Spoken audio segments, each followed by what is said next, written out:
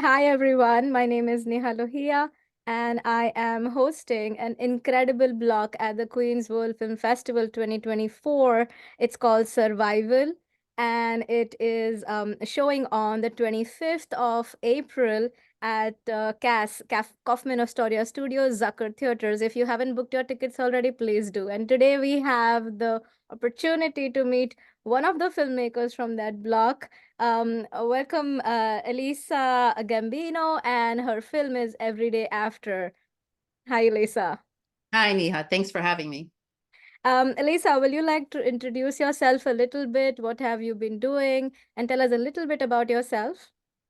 So I'm a filmmaker. I directed Every Day After, and I work with my husband. We met at CNN 30 years ago, and he films and edits our projects, and I direct and we produce together. We're based in Atlanta.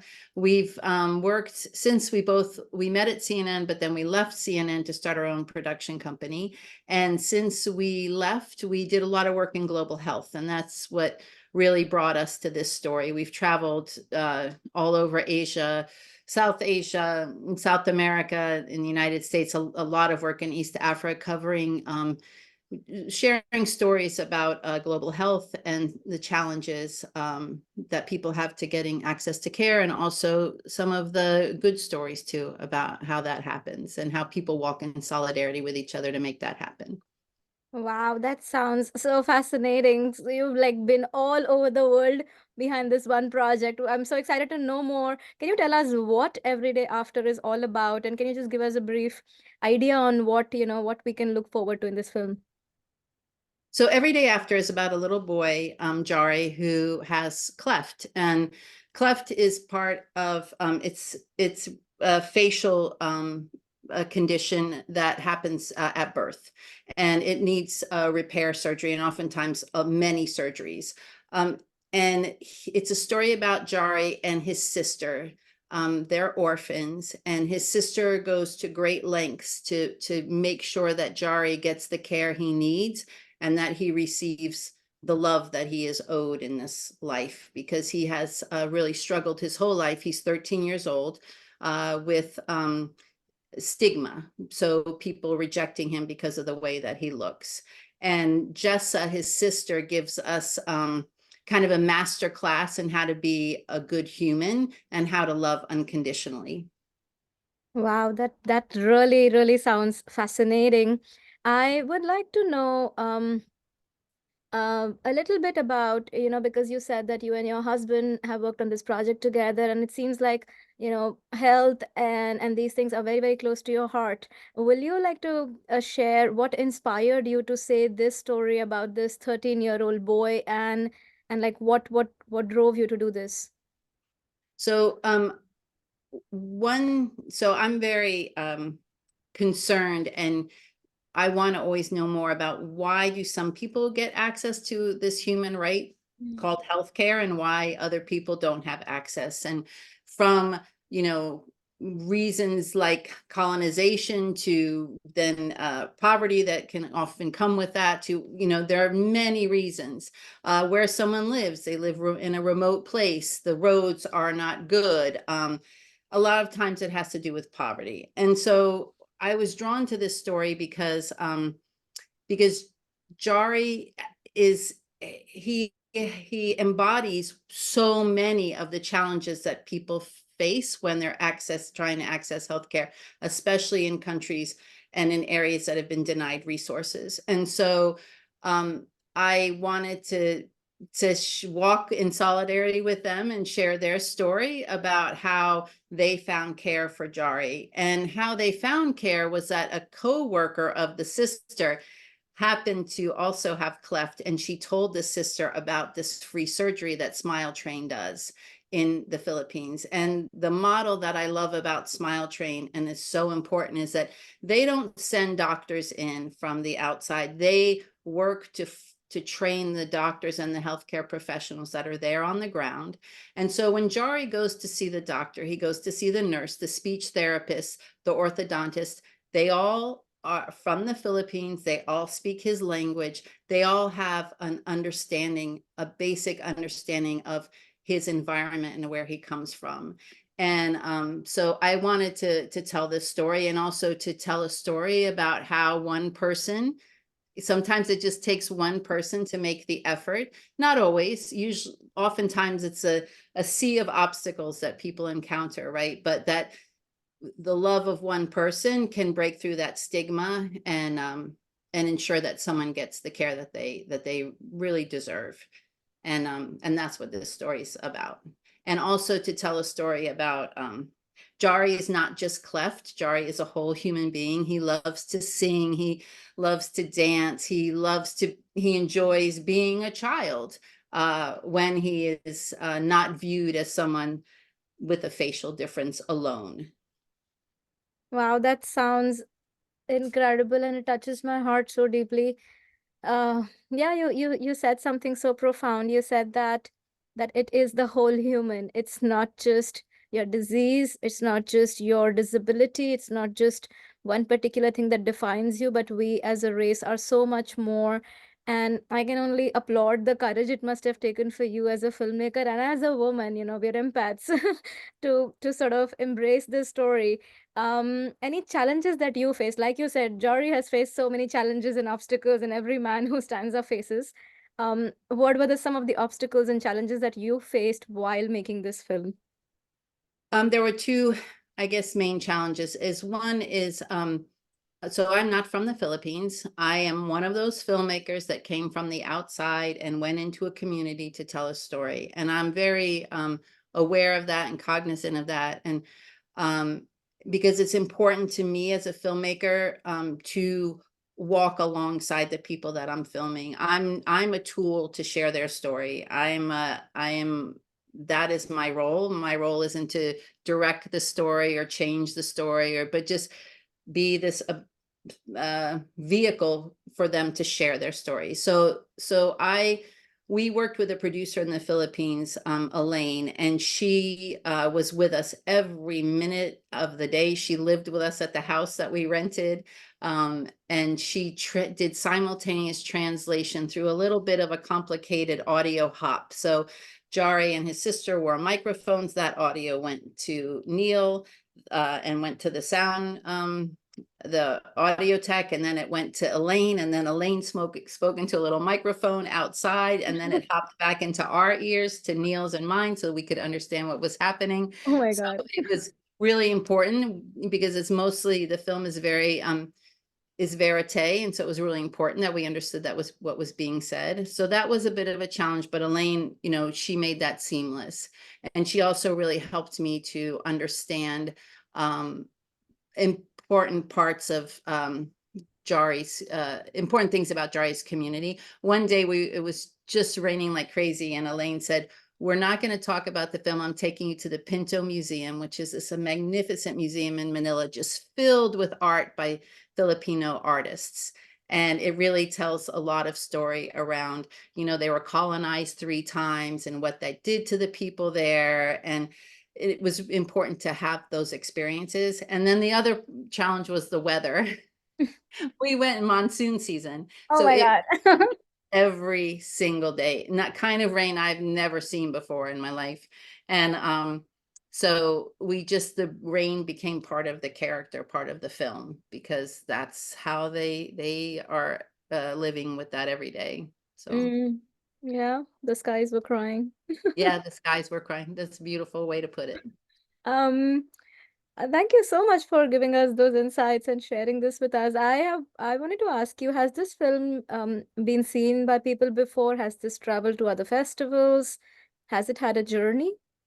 Yes, it's had quite a journey. So it premiered at Holly Shorts in Hollywood in August, and it won Best Documentary Juried Award there, and which qualified it for an Oscar run. And so then we got into more festivals, and I think of every single one that had a juried Best Documentary Short Award, the film has won it Wow. in all the festivals that it's been in. It's been in Paris and Cannes. It's been in all up and down California. It was in Hawaii. So, but this is the first festival premiere in New York. So we are just so excited.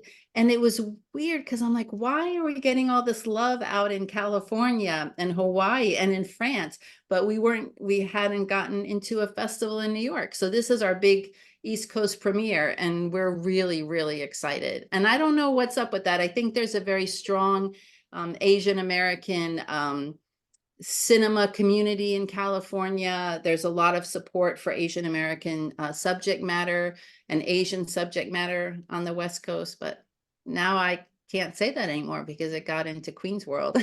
But you know what? Like, I was in this festival last year with my film, and I know that Queensville Film Festival is so different from the other festivals. Like, I've been to other festivals, but this one is, like you were saying, community.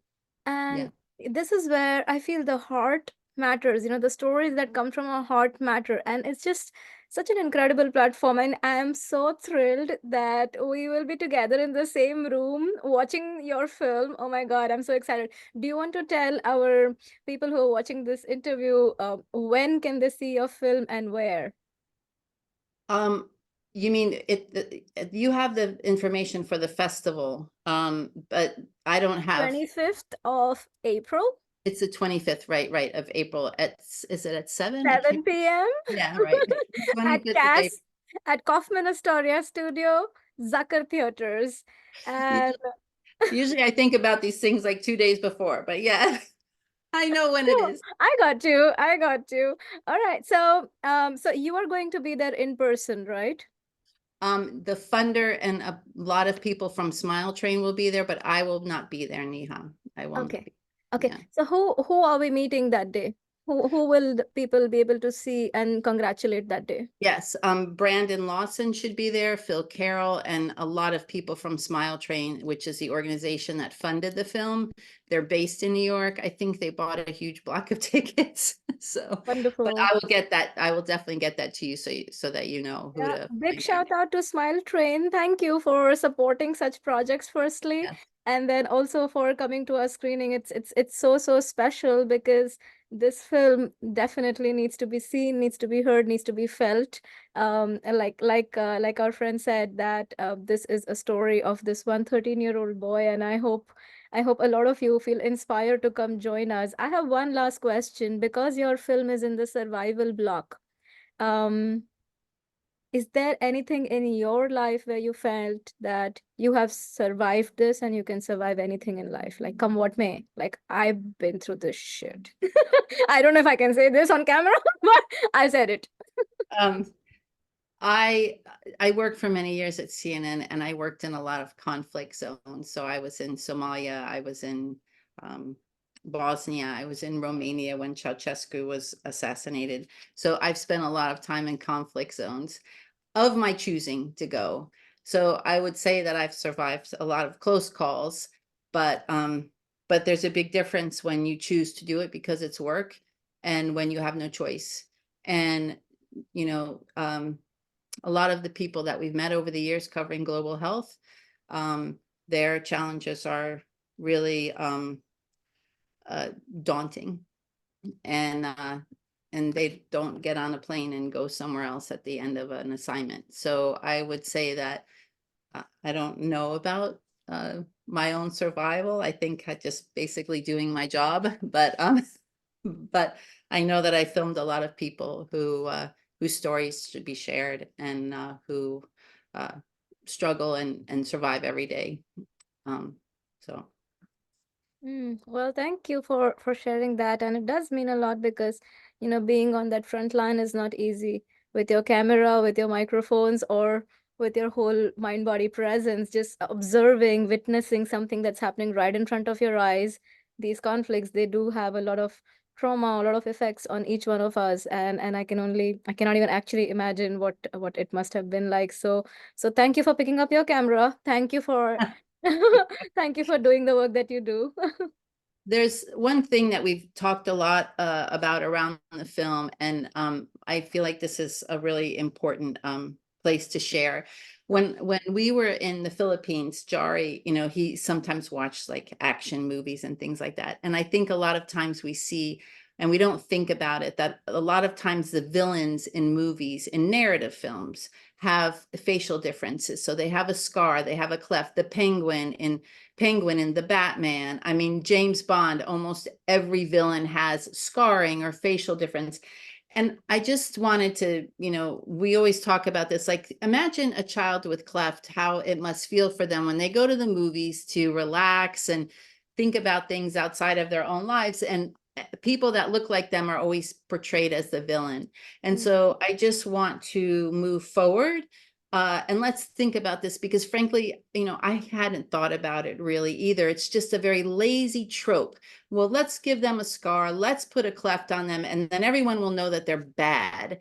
And it's wrong. It's wrong when we use tropes around women, when we use tropes around people of color, when we use tropes around LGBTQ plus community. It's always wrong. And it's wrong when it's done with people with facial differences and cleft and facial scarring. So I just wanted to throw that out there. No, thank you so much. I think this is the heart that you've hit just now. I have awful body chills because, yeah, this is such a stereotype again, which we probably unconsciously do it. Like you said, we don't even realize, but it's just we need to put something, let's just put this. And we don't realize that people who are actually facing this in the real world tend to feel so marginalized or suddenly so alienated from the rest of us, but they are struggling with something that's so real. It's not a cosmetic mark to enhance a visual appeal. And honestly, is that real enhancement? Like, that's the question.